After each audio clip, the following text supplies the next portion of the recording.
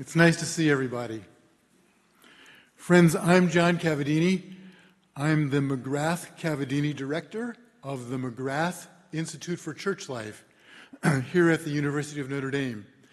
And on behalf of myself, and also on behalf of the Most Reverend Alan Vigneron, Archbishop of Detroit, and Chair of the USCCB Committee on Doctrine, who's co-sponsoring this event, I'm pleased to be able to welcome all of you here this evening to our keynote lecture in our conference, Cultures of Formation. Friends, Peter Morin, co-founder of the Catholic Worker Movement, was fond of saying that his idea was to try to create a society in which it's easier for people to be good.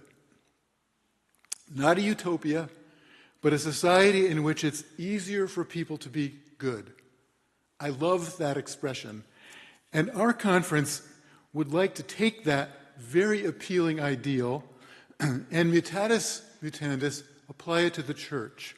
Can we create ecclesial cultures in which it's young people find it easier to be Catholic?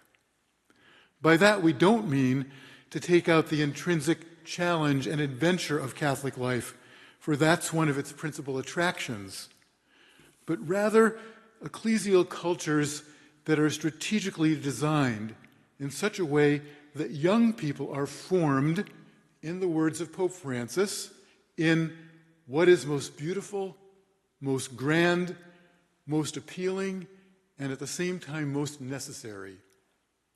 Beyond youth ministry or young adult ministry, which, by the way, I'm not against, to the contrary, but beyond the paradigm of delegating youth to a youth minister, we have to remember that we already have cultures of formation.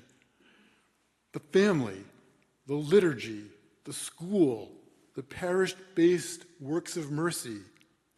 We just have to be more intentional to think of all of these precisely as cultures of formation, cultures in which our young people will be formed more easily into adult Catholics thirsting for a life of everyday holiness. And who best to help us think about this than one of the foremost cultural heroes of the new evangelization, Bishop Robert E. Barron, whom I'm pleased to be able to introduce at this time. The Most Reverend Robert E. Barron is Auxiliary Bishop of the Archdiocese of Los Angeles, appointed by Pope Francis in 2015. In the Archdiocese, he serves as the Episcopal Vicar of the Santa Barbara Pastoral Region. Bishop Barron holds an MA in Philosophy from the Catholic University of America and a doctorate in Sacred Theology from the Institut Catholique in Paris. Before his ordination to the episcopacy, Bishop Barron had served as professor of theology at Mundelein Seminary, University of St. Mary's of the Lake, from 1992 to 2015, and he served as rector and president of the seminary from 2012 to 2015. Bishop Barron has also served as visiting professor of systematic theology in the Department of Theology at the University of Notre Dame, so we're in a way welcoming him back to Notre Dame, as well as at the Pontifical University of St. Thomas Aquinas in Rome. Bishop Barron has published an amazing 15 books, many of which have been embraced in the scholarship of systematic theology since their appearance, and many of them have become standard reading in theology classes across the country. Bishop Barron is a #1 Amazon best-selling author. An astonishing achievement for a professor of theology. Speaking as one. But even more spectacular is the success of the ministry he founded in the year 2000, which will be familiar to all of you here tonight, Word on Fire, a global media ministry which has been spreading the message of the new evangelization since its founding. Some of Bishop Barron's landmark achievements in this ministry include his creation and hosting of Catholicism, a groundbreaking, award-winning documentary series about the Catholic faith. A sign of its combination of both intellectual and pastoral genius is that it has become standard fare both in parishes and in undergraduate classes in theology across the country. That's a very hard combination to hit. Following its release, Bishop Barron released also the follow-up documentary, Catholicism, the New Evangelization, and he's wrapping up the second volume of Catholicism, The Pivotal Players, a beautiful new film series on the mystics, scholars, artists, and saints who shaped the church and changed the world, Culture of Formation. The first volume of the series debuted in September 2016 and was syndicated for national television. Bishop Barron's website, wordonfire.org, reaches literally millions of people each year. The site hosts daily blog posts, weekly articles and video commentaries, and an extensive archive of over 500 homilies. His regular YouTube videos have been viewed over 25 million times, and over 350,000 people receive his daily email reflections. Episodes of his podcast radio show, The Word on Fire Show, have been downloaded over 2 million times. Bishop Barron has keynoted many conferences and events all over the world, including the 2016 World Youth Day in Krakow, Poland, and the 2015 World Meeting of Families in Philadelphia, which marked, of course, Pope Francis's historic visit to the United States. With that track record, we are especially honored to have Bishop Barron, surely one of the world's foremost heroes of the new evangelization, as our keynote speaker tonight, and I'm sure you will all join me in welcoming Bishop Robert E. Barron to the podium this evening.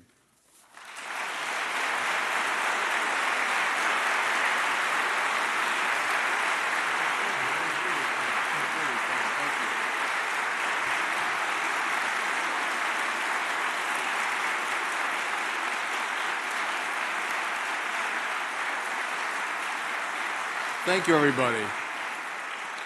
Thank you, everybody. God bless you for coming tonight. And John, thank you for that wonderful introduction. I think John Cavadini is one of the great churchmen today. So I'm delighted that he invited me, and I'm delighted that the Institute has included me as the keynote speaker. And to see so many here tonight really is a thrill.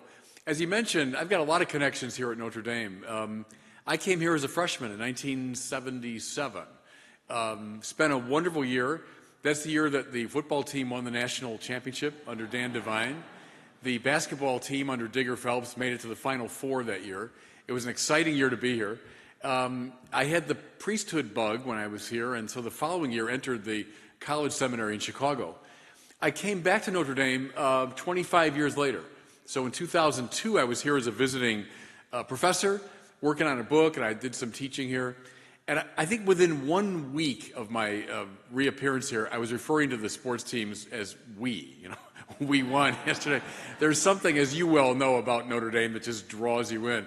But it's always a thrill. It's certainly one of the great centers of Catholicism in this country and indeed around the world. So I'm always delighted to come back. Just a real quick note before I start the paper. The two synods on the family were glamorous in a way. They got a lot of attention, and people were very interested, of course, in the question of communion for the divorced and remarried and all of the sort of drama. And I wouldn't deny for a second the importance of the themes discussed in those synods. But here's my conviction, everybody. I think the synod coming up is more important. I think the theme being discussed at the upcoming synod, namely youth, and how we galvanize the youth, how we draw them back into the church, how we send them on mission.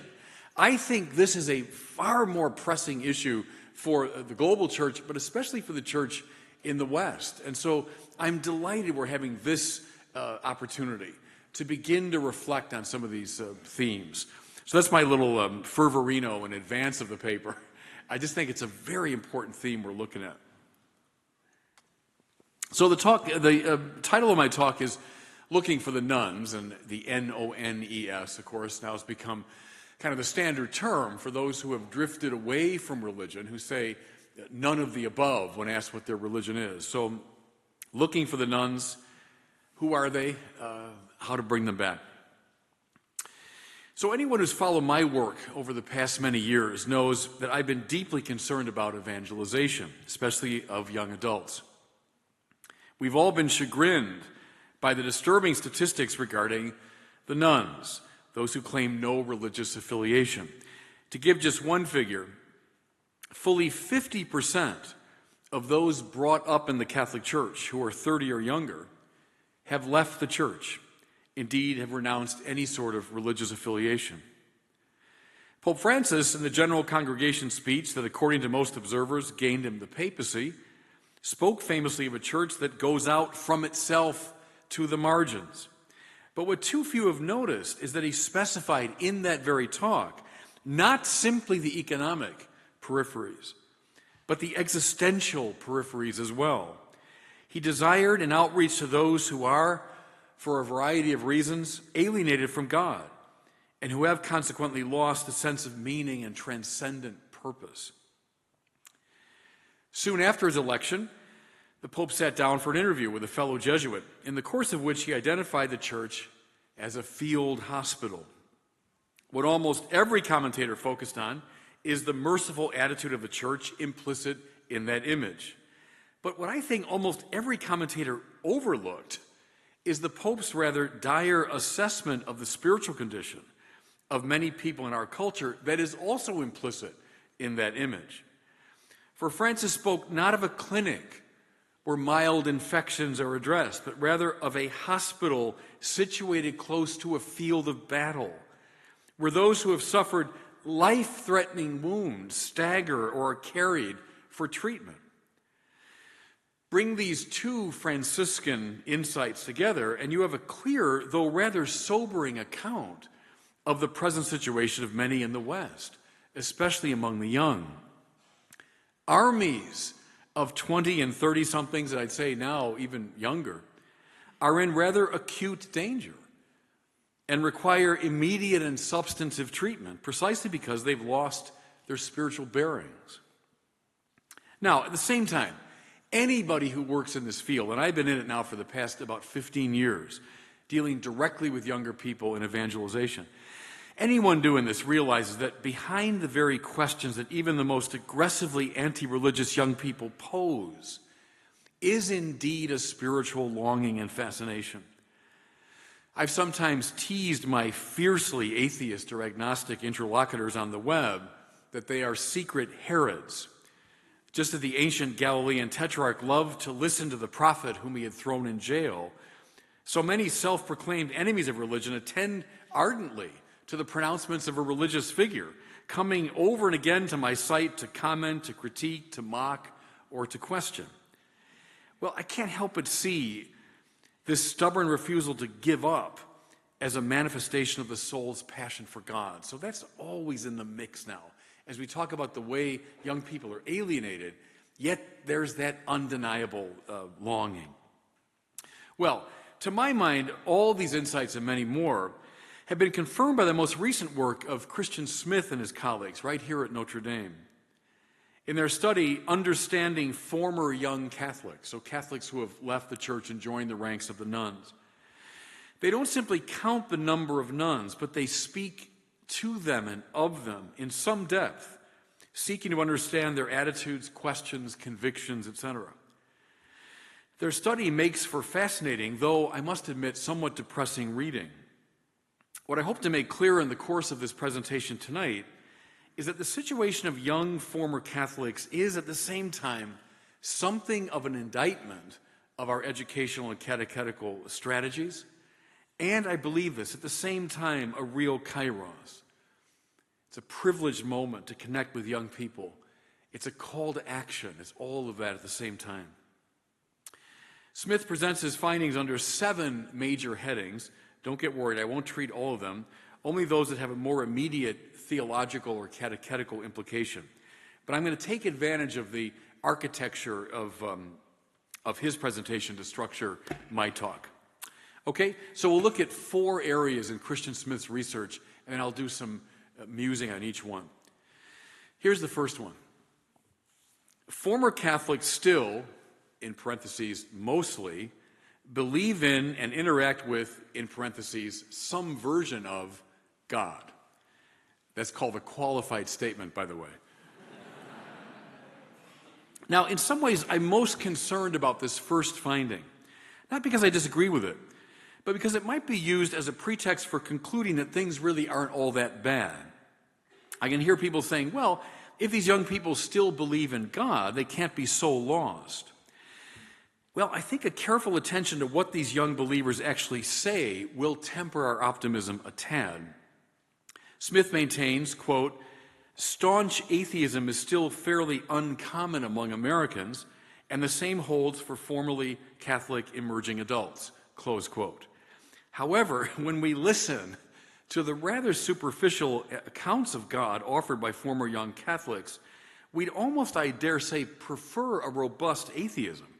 At least it would give us a little more traction for constructive conversation. Now, what I'm going to do is cite some of the quotations that Smith has in his research. They're not chosen at random, but because they're very representative of the findings. So just to be clear about that as I quote some of the people that he interviews. So one young woman, Sarah, was asked if she had any religious beliefs, and she responded, quote, I don't think so, but sometimes when I look at things, I'm like, God will work it out. Then she laughed, and I'm quoting again, I sometimes feel that certain things happen for a reason, some higher being. You see those Hallmark cars, when one door closes, another opens, or God is saving us for bigger things. And I'm like, all right, close quote.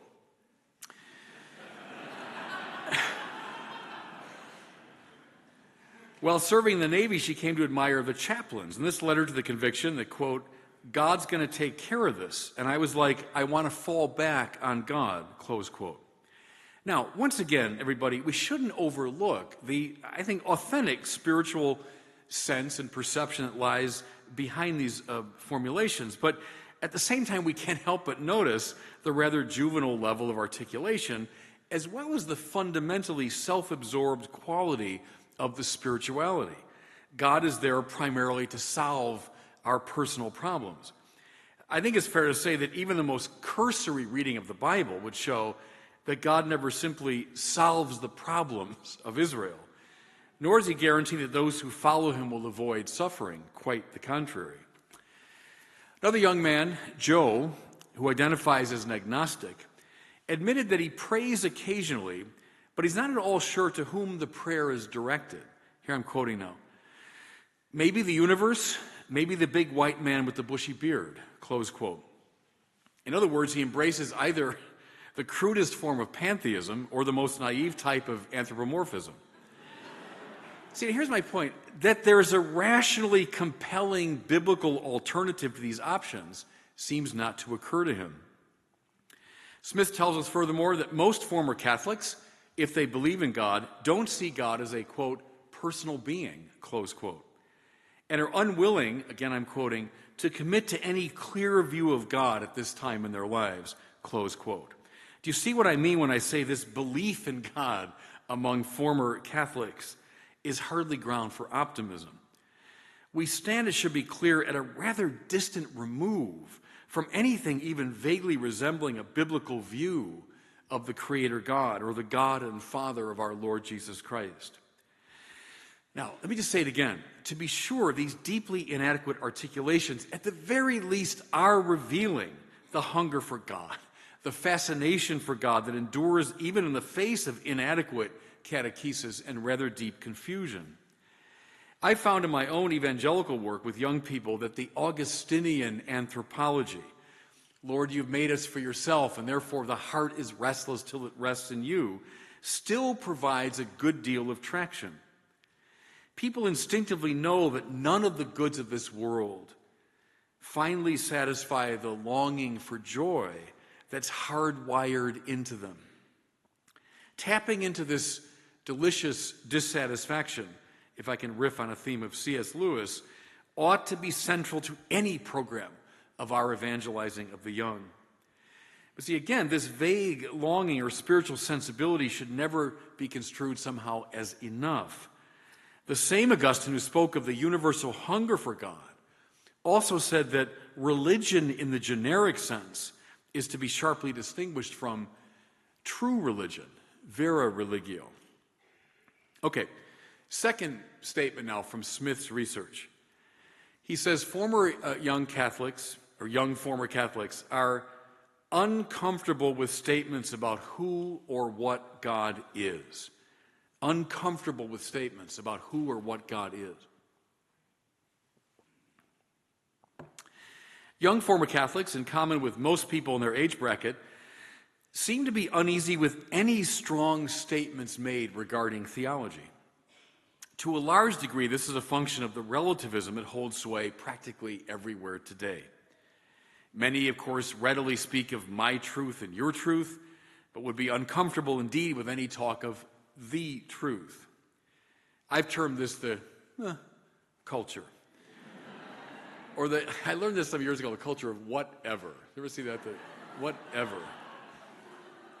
Here's how Smith puts it in his summary report, quote, "What works for one person might not work for someone else, and consequently, very few, if any, general statements can or should be made about God, faith, or morality."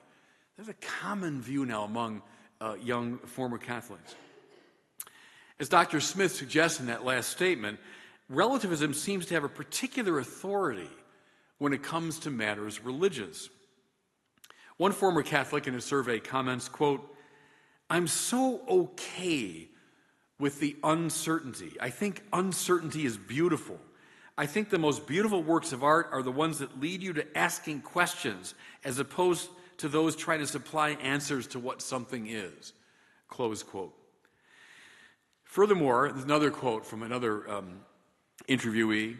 "The essence of spirituality is being comfortable with questions." Close quote. Now, permit me to say, I think young people have actually intuited here something indeed central to the Catholic intellectual tradition, namely the conviction that no statement about God is ever perfectly adequate. St. Augustine famously put it, "Si comprehendus non est Deus," right? If you understand, that isn't God.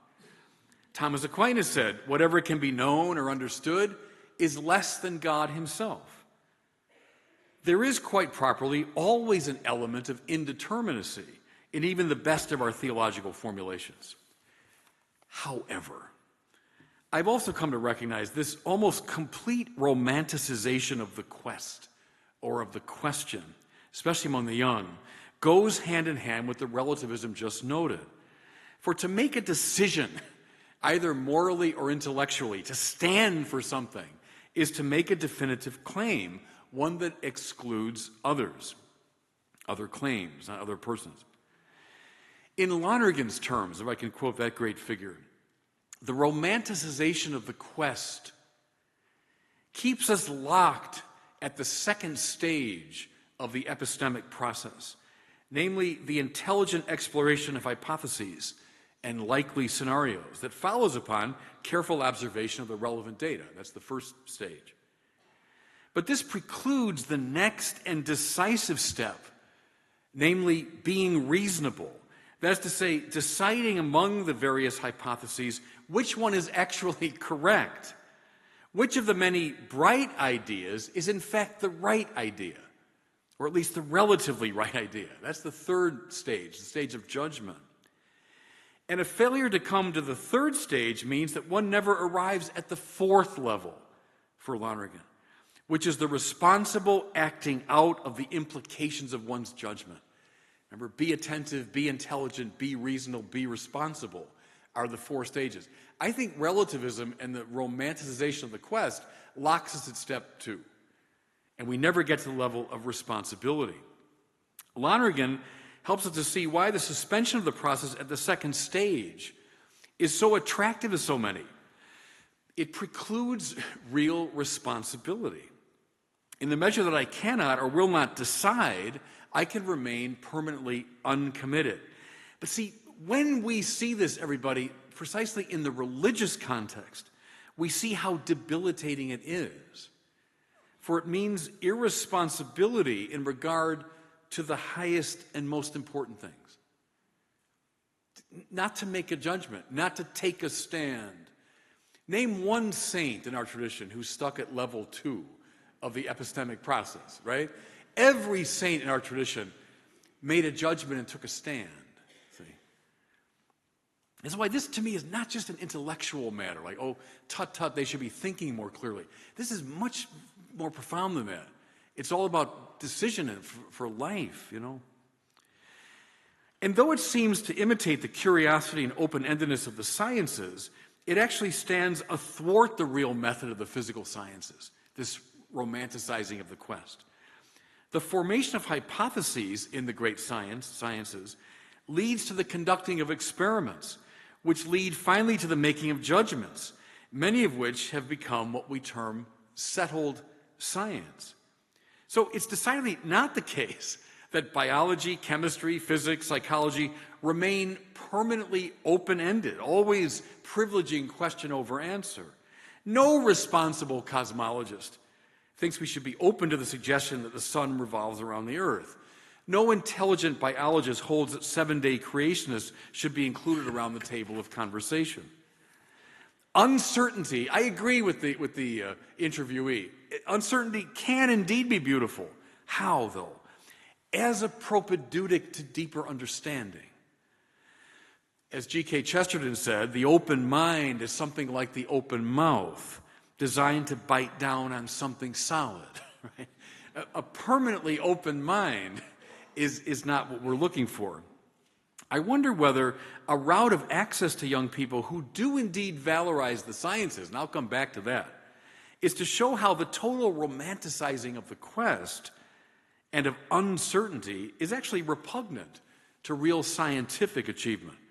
And gosh, if true of the sciences, how much truer about that most important level of reality, namely the religious? Okay, third of Smith's observations. Former Catholics live in religiously diverse families and friendship networks. They live in religiously diverse families and friendship networks. Even the most casual survey of Western culture today would reveal that diversity is radically valorized. I see this against the backdrop of the oldest issue in philosophy, namely that of the one and the many. For a variety of reasons I can't explore tonight, we've swung dramatically to the many side of this famous divide. Though the culture insists again and again on the positive elements of diversity, and of course you know that, it's in the air that we breathe, it rarely, if ever, appreciates diversity's shadow side. And just the opposite is true of unity. I think we're very sensitive to the shadow side of unity, oppression and totalitarianism and so on. But we rarely see the positive side. If I might use Paul Tillich's categories, we consistently stress dynamics rather than form, freedom rather than destiny, individualization rather than participation. But if Tillich is correct, and I think he is here, any one-sided emphasis in regard to these polarities conduces almost inevitably to crisis. In point of fact, I would argue many features of our political culture today indicate precisely this exaggerated reaction formation in the direction of unity, form, and participation. But that's talk for another night. Now, what this uncritical, I would say, valorization of diversity looks like in the religious context is an allergy to anything that smacks of orthodoxy or right belief. Here's how Smith sums up the attitude. Quote, "To believe in only one religion or to profess one version of God implies in the minds of many emerging adults that those other people are in error and will be judged by God." Close quote. A practical implication is, and I'm quoting again from Smith's survey, religion gets talked about at home much less since it has the potential to be a source of great conflict. Close quote. I'll come back to this, but boy, it's deadly stuff for religion. Religion thrives in conversation, it seems to me. It thrives through friendship. And if people are shutting down conversationally about religion, we're in trouble. See, evangelization, it's going back to Vatican II and all the popes since, that's our number one concern, the new evangelization. Evangelization, rather than, say, more abstract forms of religious speech or investigation, is directed to conversion. The evangelist, perforce, is a convinced believer, and he wants those who hear him to become themselves convinced believers. And so it stands in an at least awkward relationship with the one-sided etiquette of diversity. Time and again, in both the high and popular culture, we confront the stereotype of the religious advocate as aggressive, intolerant, at the limit violent. You want to see a really good example? The movie that won Best Picture last night, The Shape of Water. Who's the villain? Well, the villain is a self-consciously religious person that quotes the Bible, but in fact is violent and hate-filled and hypocritical. Once you put those lenses on, start seeing it almost everywhere in the popular culture. The bad guy is the one that's got, strongly held beliefs. Now, this point of view is further bolstered by the reduction of religion to morality, a tendency rampant, I would say, in the West today. I might construe this, by the way, as the almost total victory of Immanuel Kant's understanding of religion as ethics. Remember, for the great 18th century philosopher, every other aspect of religious belief and practice, liturgy, prayer, dogma, sacraments, veneration of the saints, etc., is reducible to bringing an adept into accord with the demands of the categorical imperative. Or to put this Kantian perspective into more contemporary language, as long as being a good person is all that finally matters, then why are we worrying about doctrinal differences? Why can't we just live and let live? Here's how one of Smith's young people put it, quote, "You have your beliefs, I have mine, and does it really matter in the long run?" Close quote. Sound familiar? That's one of the most common things I hear as I relate to people on the web. Now, I wonder whether we might make some progress here by proposing an analogy with other areas of interest. Let's consider first the political arena. I doubt whether you'd find many people, especially among the young, who would blithely remark, it doesn't really matter which political opinion you hold as long as deep down you're a nice person. How many would calmly say, I'm a Democrat and you're a Republican, but as long as we're decent people, who am I to tell you how to think? Do you hear that very often? I sure don't. Most people I know feel there is an at least relatively correct political point of view, and they're ready, willing, and eager to defend it through argument and to seek to bring their interlocutors to political conversion. In regard to this dimension of life, they seem little concerned that their opponents would feel condemned or excluded if they sought to correct their assumptions. If such a situation obtains in regard to politics, why would or should such a bland indifferentism obtain in regard to religion? Or consider the arena of sports. I sincerely doubt that an avid golfer, eager to draw a friend into the adventure of that most difficult of games, would blithely say, swing any way you want. It doesn't really matter as long as you've got a positive attitude. Now, fully acknowledging each player will indeed develop a distinctive swing. I get it. I mean, everyone's got a somewhat different swing, sure. Fully acknowledging that. But an experienced golfer would nevertheless insist upon some very objective features that characterize a successful striking of the golf ball. But again, regarding religion, an almost complete subjectivization is permitted to hold sway. That's the way I've kind of teased interlocutors when they're very radical in their relativism. I'll say in any area of life that you really take seriously, you stop being a relativist fast, right? So taking religion seriously is part of the solution here. Now, there appears to be an underlying, though rarely averred to, assumption that only two options exist when it comes to religious claims, either bland toleration or violence. What I want to suggest is that a very lively third option exists, namely real religious argument. Can I quote someone who used to teach here at Notre Dame and has been a sort of intellectual mentor to me for a long time, Stanley Hauerwas. Hauerwas said, one of the most important needs of our time is to develop the capacity, again, to have a religious argument in public. That's dead right, it seems to me. As a middle ground between violence, everyone's against that, but the other extreme being just a bland toleration. No, there's a middle ground called argument. One can marshal evidence, form hypotheses, cite authorities, make illuminating analogies, draw conclusions. In a word, one can make arguments religiously. And contra Kant, it matters very much what we believe in regard to doctrine. Why? Because ethical imperatives are grounded finally in certain metaphysical and anthropological convictions. Just as flowers will eventually wither once they're removed from the plant that sustains them, so ethical principles will indeed evanesce once they are dissociated from a doctrinal framework. I'm completely against that view that, if deep down we're all nice people, so who cares what we believe? That is a dangerous ground to walk on. Because trust me, these ethical convictions are born of more fundamental metaphysical insights and religious insights and anthropological insights. And so we can't bracket that in favor of, being nice people. I can't think, by the way, of a better model for the making of religious argument within a pluralistic context than St. Thomas Aquinas, who's my own intellectual hero.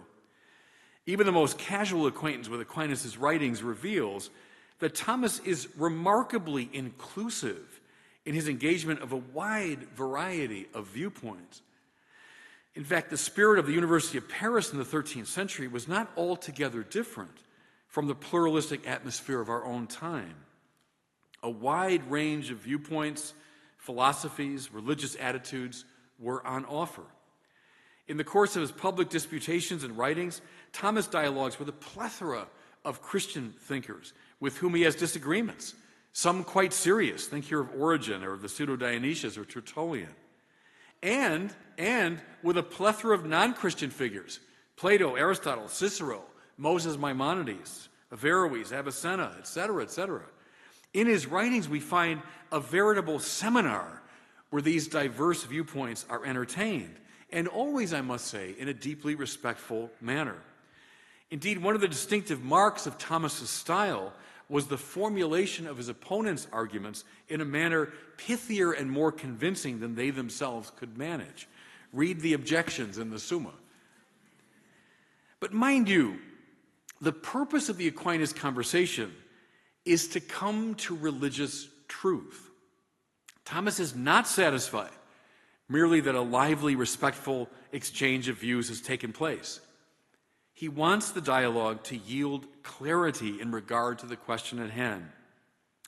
Cardinal George, who was an intellectual mentor to me as well, once commented, "The church is not a debating society, but an evangelical engine." A final point in regard to Aquinas. One crucial condition for the possibility of his intellectual achievement was a community of friends who thought religious conversation was of the highest value.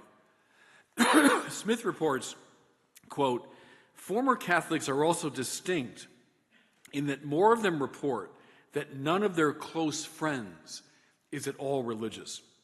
Close quote. My judgment, saddest line in the report. Let me say it again. Former Catholics are distinct in that more of them report that none of their close friends is at all religious. I mentioned conversation earlier. Friendship is the atmosphere in which religion thrives. That's something we need to keep looking at. Okay, fourth and final one I'm going to look at tonight. Former Catholics tend to describe religious faith as illogical or unscientific. Breaks my heart. I run across it every day.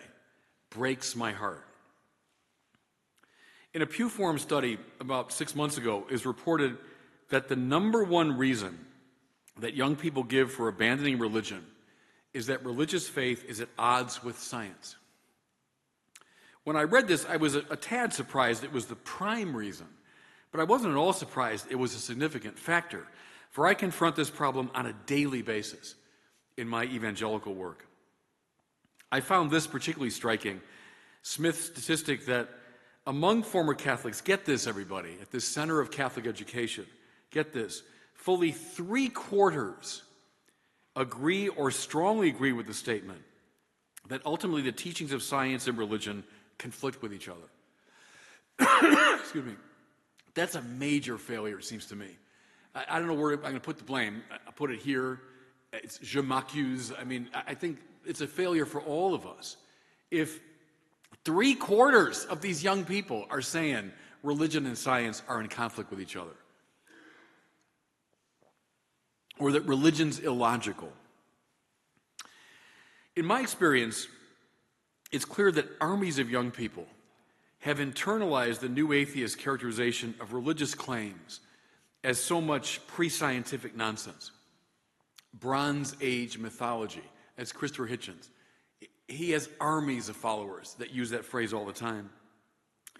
Religion's the musings of ignorant people who barely understood the physical dynamics of the universe, etc., etc. Hitchens, Richard Dawkins, Sam Harris, Daniel Dennett. On a more popular level, Bill Maher regularly hold religious faith up for just this sort of ridicule. Smith's interviews confirm this intuition. Quote, Jordan, one of his interlocutors, is confident in his atheism because he sees no good scientific proof for the Christian God, no more than, say, Thor, the comic book hero, or Vishnu, the Hindu deity, close quote. Jordan also shares what he takes to be unanswerable intellectual objections to theistic belief. Quote, if God is omnipotent, can he create a rock so big that even he can't lift it?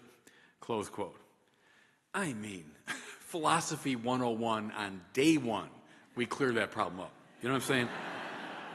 But see, anyway. And if the principle that everything comes from something else holds, then what caused God, etc.? You know, these sort of sophomoric observations. Smith shows that even those young people who cultivate some belief in God nevertheless apologize for it sheepishly, as though it's something they ought to have grown out of by now. Here's one of his interlocutors.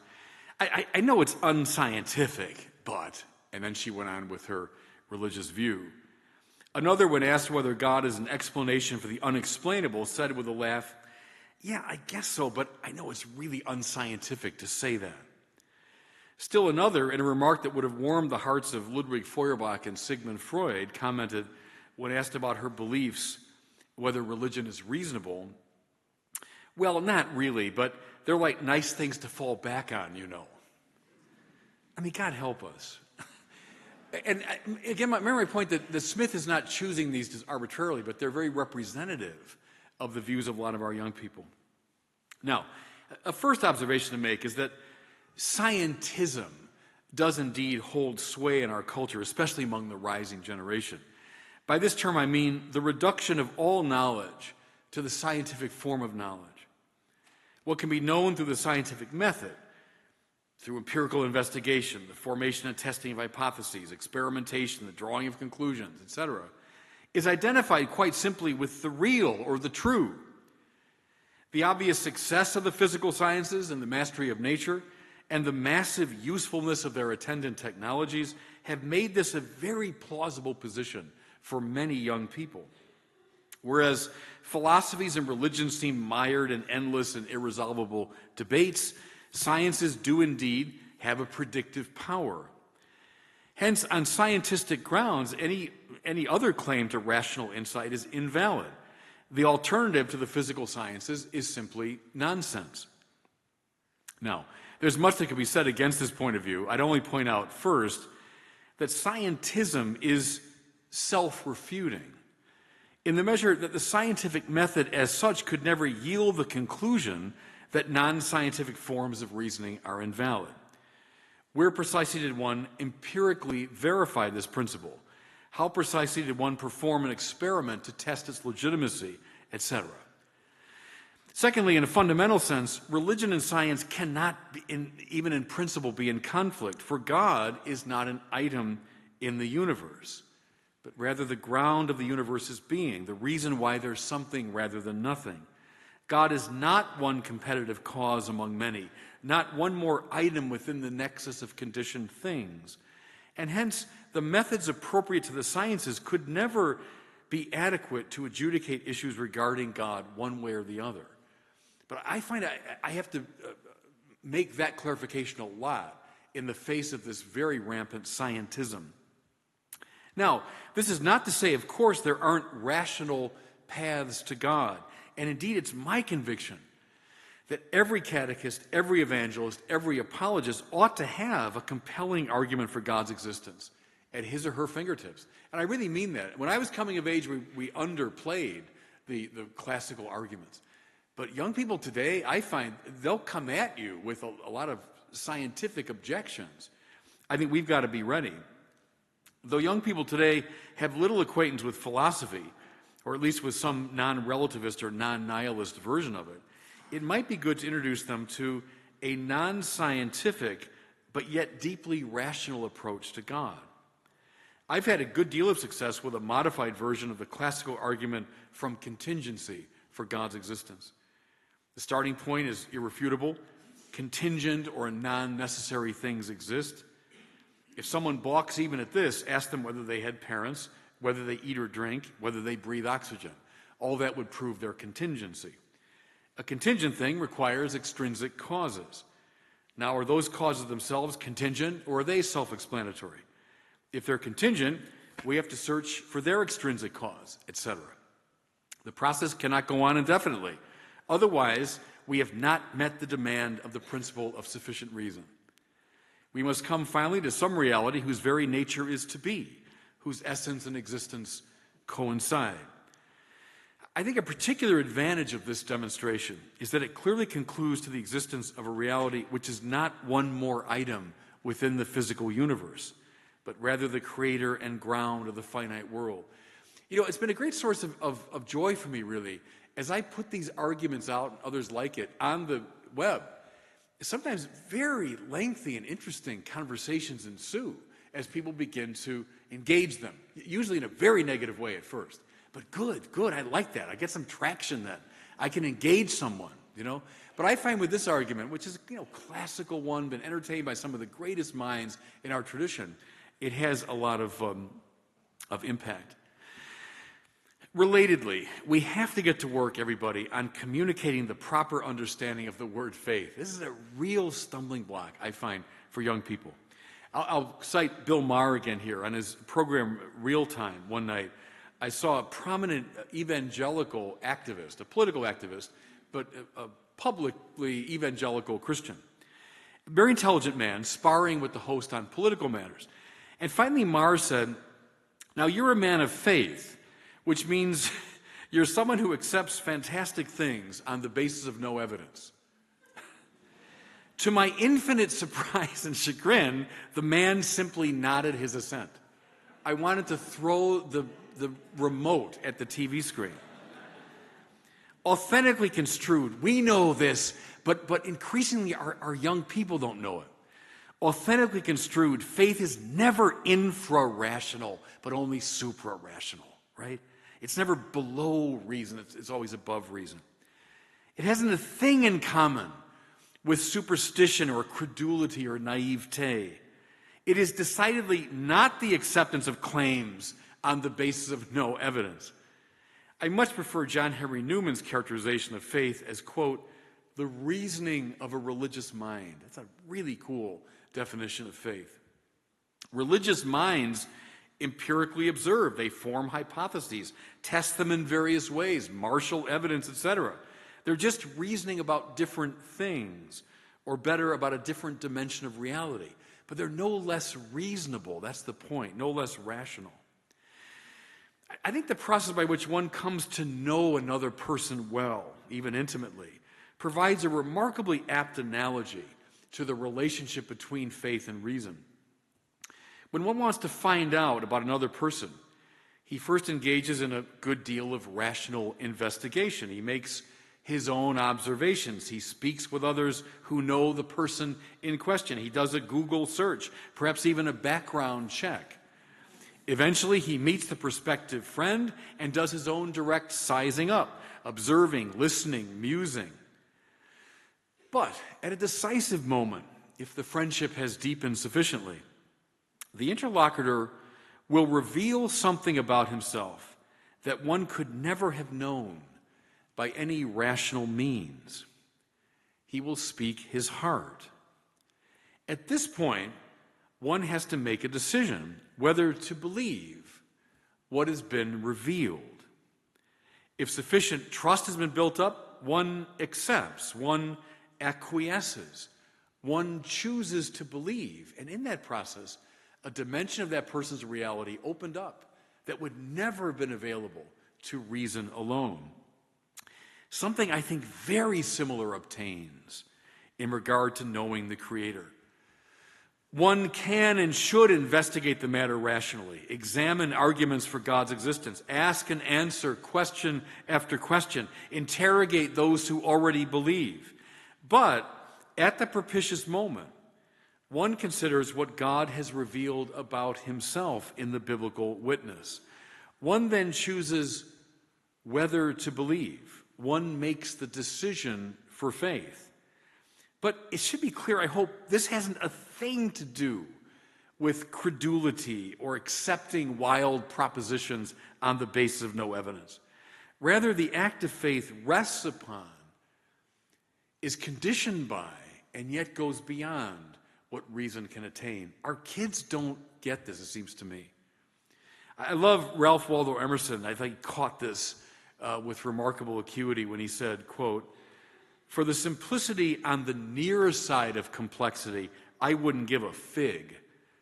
But for the simplicity on the far side of complexity, I would give my very life."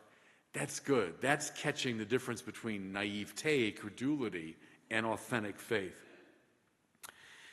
Now, much of the supposed conflict between religion and science is tied up, of course, with naive approaches to the Bible. And this is another huge area with our young people.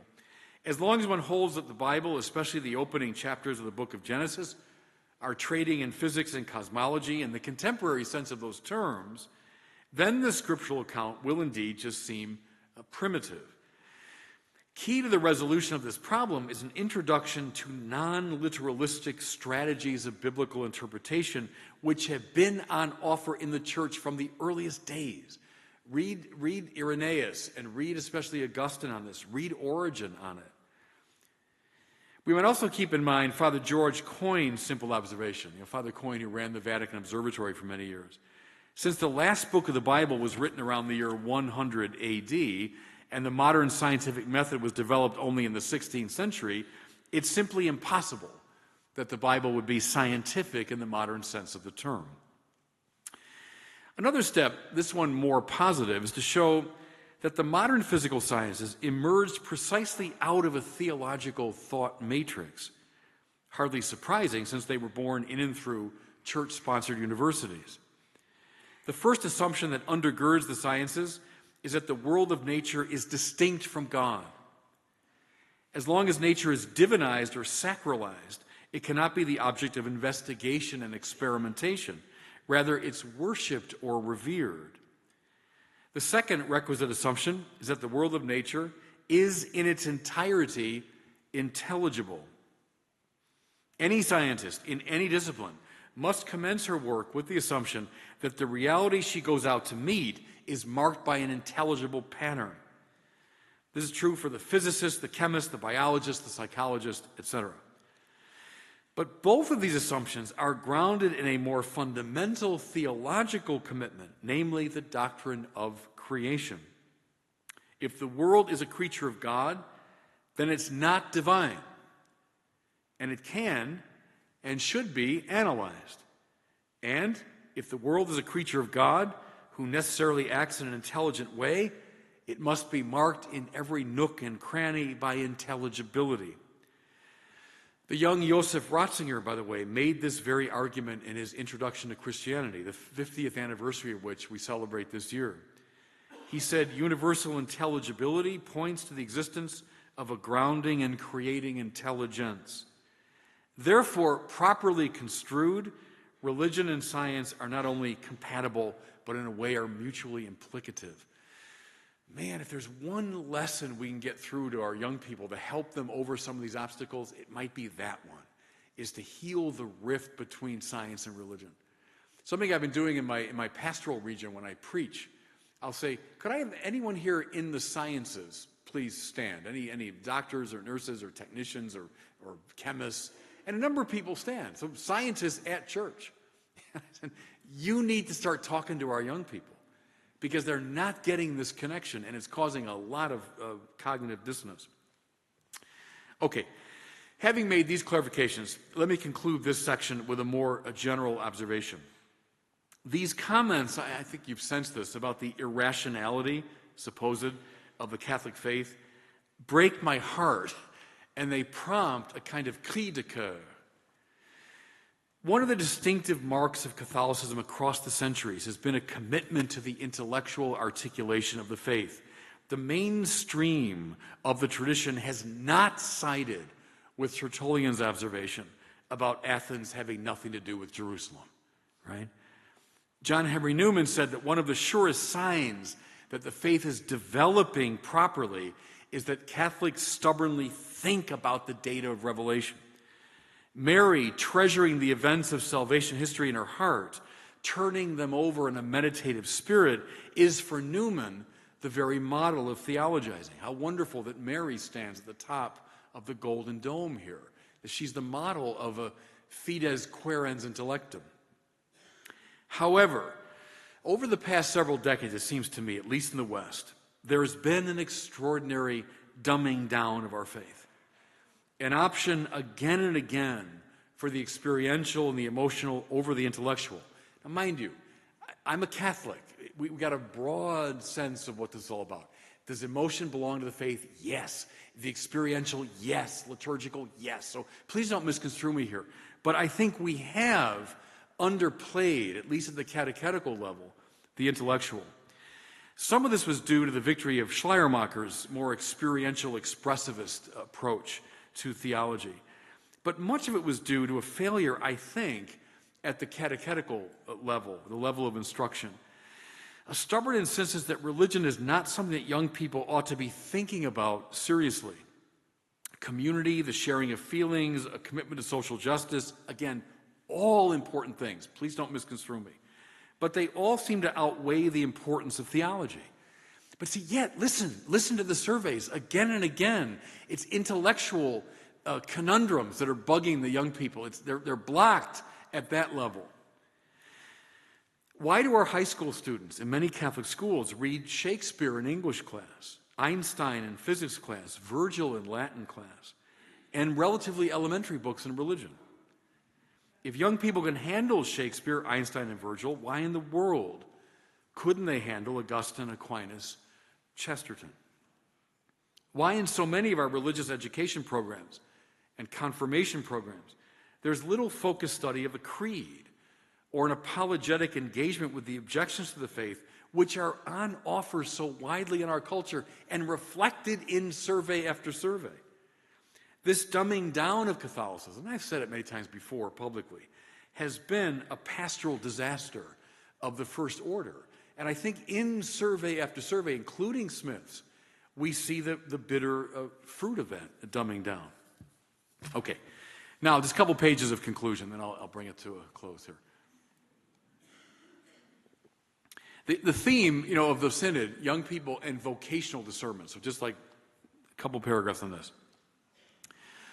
All the aforesaid provides a sobering but clarifying background to the consideration of the main theme of the upcoming Synod, namely vocational discernment among the young. The call is one of the most fundamental biblical categories. God's great rescue operation commences with the summoning of Abram. After a disastrous period during which human beings listened to their own voices and produced calamity after calamity, look at chapters 4 through 11 of Genesis for the details, we hear finally of someone who listens to the voice of God. Abram was called out of his home country and his former way of life and worship and called into the desert to sojourn to a new country and a new form of worship. This vocation, this call of Abram, sets the tone for the rest of the biblical narrative. Israel is called out of something old towards something new. This is the sense of kahal in Hebrew, the convocation or the assembly. Synagoga typically translates the term in Greek. In the New Testament, the term ecclesia carries much of the same sense, derived as it is from ek and kalein, to be called out from. Israel is a people called out from the world and into right relationship with God. The church, which Paul calls the new Israel, is in a similar way called out from the cosmos, world now in the negative sense, the world of sin, right? And into the body of Christ, which is an entirely new way of thinking, a new way of behaving, a new way of seeing. May that same mind be in you that was in Christ Jesus. The apostle urges the church at Philippi. The one who has heard the call of God moves from the narrow confines of the ego drama into the capacious space of the theodrama, if I can borrow the terminology of Hans Urs von Balthasar. Paul expresses the idea with characteristic vigor. There's a power already at work in you that can do infinitely more than you can ask or imagine. In his inaugural address in the Gospel of Mark, Jesus speaks of metanoia, which carries a very similar sense, going beyond the mind that you have, metanous. What we've been exploring together tonight are some of the many factors, I think, that are making the vocational call hard to hear for many young people today. How do I know, they're saying, that the voice of God is not just a wish-fulfilling fantasy? How can I believe something that stands athwart scientific reason? How can I follow one truth to the exclusion of all others? Wouldn't accepting the demands of God not lead to division and to violence? In a way, we find ourselves in a cultural situation analogous to that which held sway in the time of Eli and Samuel. The Word of God is exceptionally hard to hear, especially for the young. Even when we manage to hear it, we don't recognize it as God's voice. What do our young people need today? They need elders, I think of everybody in this room, to assume the role of Eli. Those who know how to hear the voice of God in the call for justice and equality, who can hear the voice of God in the radical contingency of the world, who can hear the voice of God in the narratives of the Bible, in the definitive teaching of the church, in the beauty of the saints.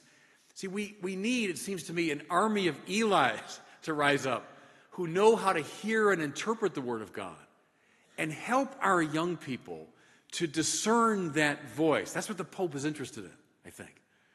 They can hear the voice of God so they can move out of that narrow space of the ego drama and learn to live in this wonderful, expansive space of God's great drama for them.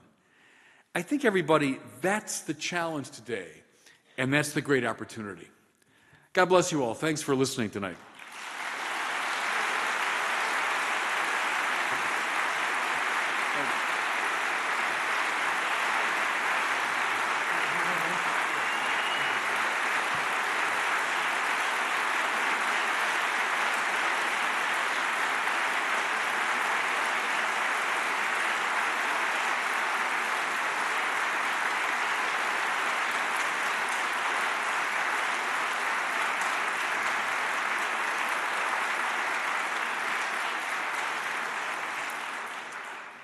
So friends, if you weren't already convinced, now you can see why Bishop Barron is one of the true heroes of the new evangelization.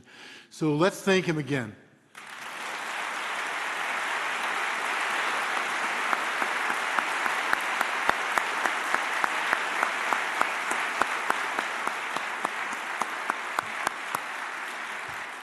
And friends, thank you all for coming.